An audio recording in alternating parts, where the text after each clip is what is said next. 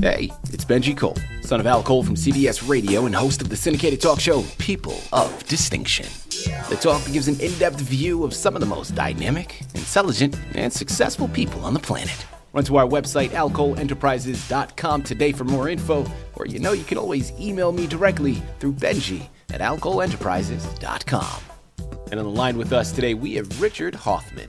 We're going to be discussing his impressive book, Chronicles of the Ancient Future. Now, it's available for purchase through Amazon as well as barnesandnoble.com. People, you're going to want to head on over there and pick up copies, and I'm going to tell you why you need to do that in just a moment. Before we go any further, though, I want to take this opportunity and point out that Richard was brought to our network, People of Distinction, today by one of the best advertising firms in the business. And people, if you follow us, you already know I'm talking about Author Reputation Press.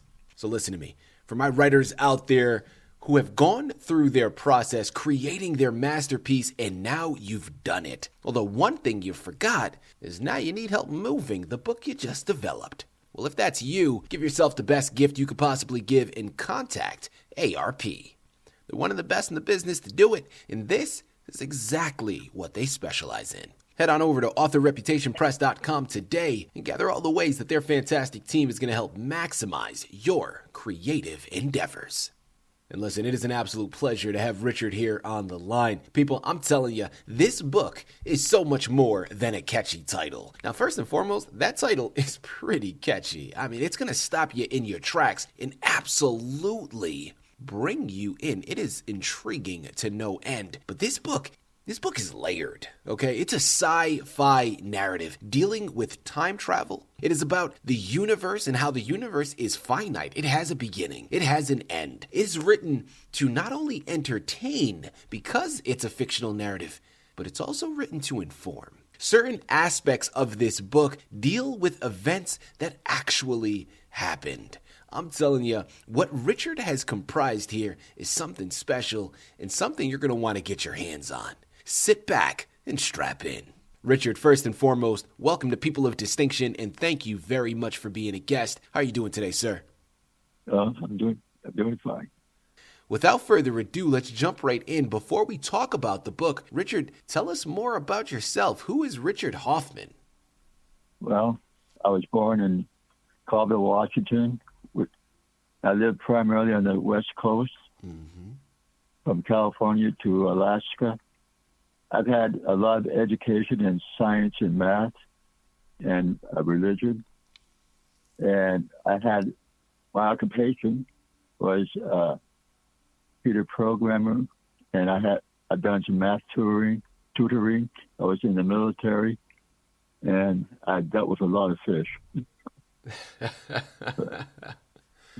There you have it, man. Listen, what an impressive background. First and foremost, thank you very much for your service here, Richard. And listen, I have to ask, man, after that opening, I can't see myself going anywhere else. You talked about your background. One thing you didn't mention was creative writing.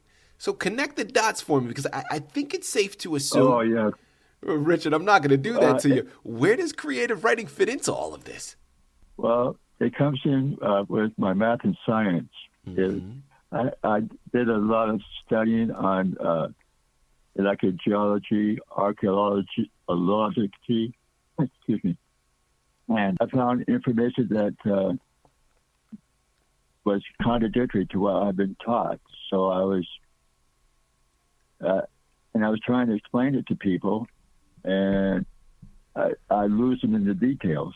So I thought, instead of just trying to explain it to them, make a story that would present those ideas in an entertaining way. You know, Richard, you said that you found information that was contradictory to one another. Could you shed some more light on that statement? What information are you talking about, and how was it contradictory? Well, it's like science and religion are always at odds. Like, they would say, God created the universe, and then science come up with different theories that in my book didn't really hold water.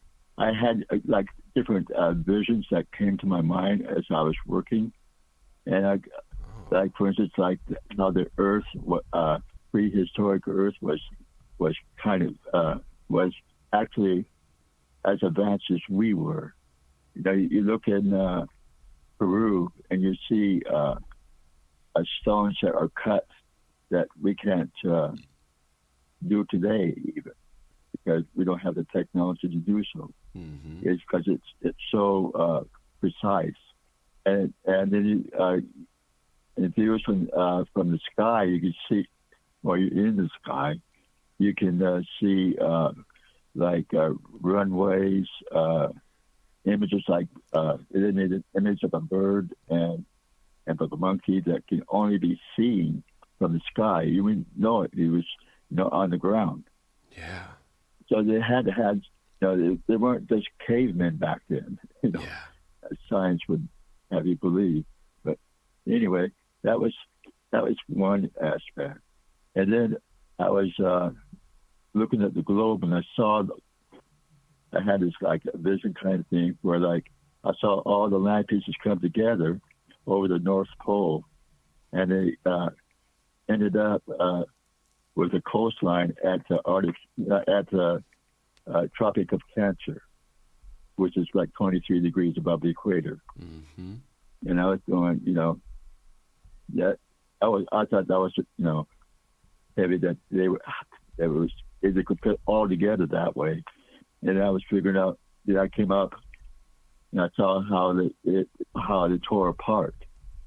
And it was, and I guess the scientists kept them more rigid than what the land masses actually were. Because let's say you got a board that's 1 foot long, you can't bend it. But if you have a board that's like 20 feet long, it has some movement. You can move it a little bit. Yeah. Bend it. And that's the same way with all the materials. There's the bigger the pieces are, the more fragile they are. They can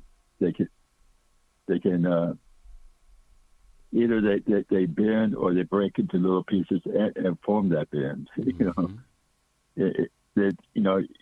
The pressure, the forces that were involved in separating the continents was extreme, and many different things. But anyway, one of the things it did do was like when the landmass was flipped over the North Pole, that the Gulf of Alaska formed because it was going around the rotational center, and the forces were in conflict, so it stopped it from moving forward. But the rest of the continent's coastline kept on moving forward. Yeah. But anyway, that's just one of those examples. Richard, I'm telling you, this is compelling stuff. People, Amazon, Barnes & Noble are where you gotta go. Chronicles of the Ancient Future is the title you gotta pick up, and Richard Hoffman is the author you need to thank for bringing it to your table. Richard, without further ado, man, I can't wait any longer. My listening audience is going to get upset with me if they have to wait any longer. Chronicles of the Ancient Future. Tell us a little bit more about the words on those pages. It starts out with this businessman. He has this disturbing dream that about a certain name that he's supposed to remember, mm-hmm. and he finds out that actually happened. That he came across a person that did have that name. And this guy had a project that he was working on. He found some non-radioactive uranium, and he wanted him to help to mine for this uranium. And it goes through talking about how do they know it's uranium because it's non-radioactive and all this. And it goes through that. And so as they're going to the dig, or to the mine, they find that there's a cube that's off to the side and down a ways. And at first, they thought it was like, it was a malfunction in machinery, to show the image. But then they found out, it was really there. And when they went in there, they found out there was a time machine there. And they don't know who created it, and they have a manuals there that's with the machine, but they're written in a foreign language, so they don't know what it is. Anyway, so they go through trying to interpret it, and they finally get that done. And then they go into the time machine, and they saw a little notch on one of the levers, and the notch. So that's where the first place they go to. But that place was a strange place in itself, because they thought it was going way in the past, and it saw this really super advanced civilization, but things weren't adding up. The moon was the same, but the planet was second from the sun instead of third from the sun, and so they're going, okay, what planet is this, and what happened? They go, what happened to the moon? How did it get there? Yeah. Or is it the same place? And what happened to Venus? So all this stuff is going on, and then they come up to a shocking revelation later on of exactly where they're at, and what time frame and all that. So, and then they go to other times and planets in their exploration, and they run across in the process this machine race of androids that was living on the moon, and of course that's purely fictional, but it was neat. It gave a different perspective on how people view a view about the human race, what it was about, and how they to the machine people they were detestable. They didn't want anything to do with them. Right.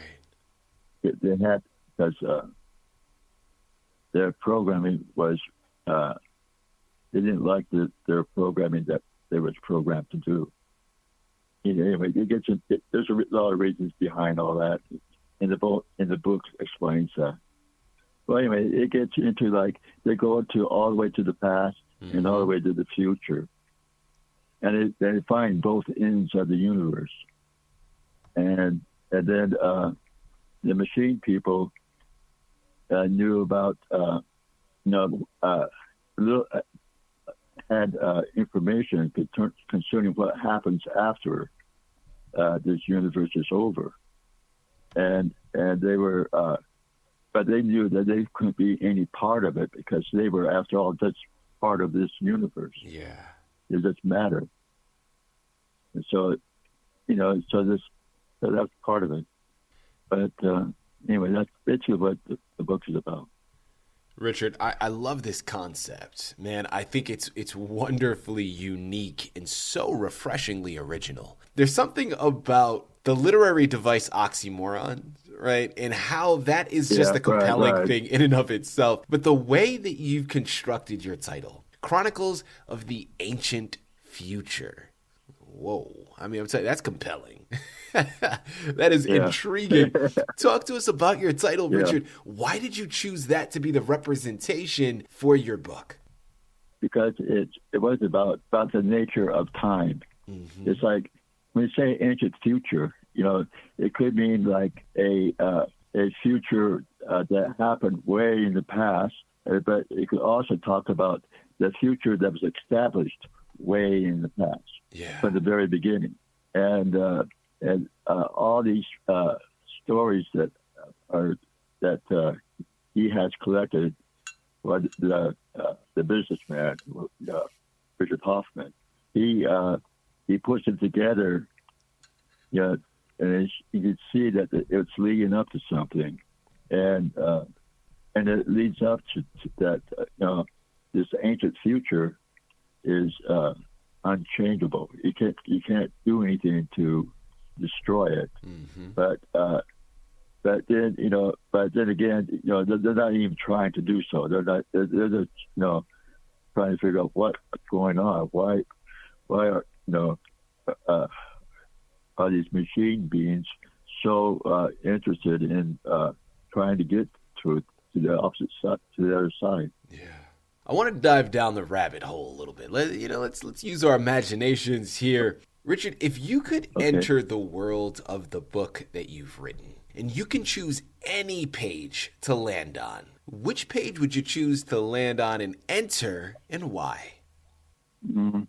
I like it when they went to the moon. And actually met the machine people, or the androids. I don't know. That's probably a better word. They. It was. I thought it was kind of shocking that they would try to even communicate again after picking all the humans off the moon. Yeah. But anyway, they were interested people in creatures in themselves, and they had their suspicions, and well, I won't say suspicions. They had their doubts about the human race anyway. Yeah.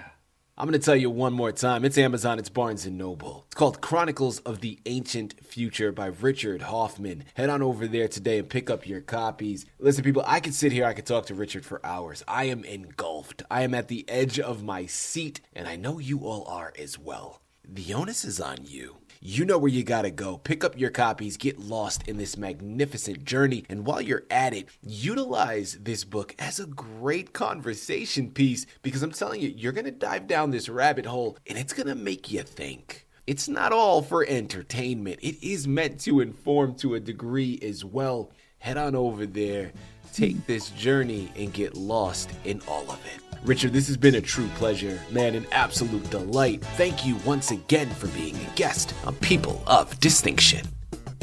You're welcome. Thank you. Thank you for having me.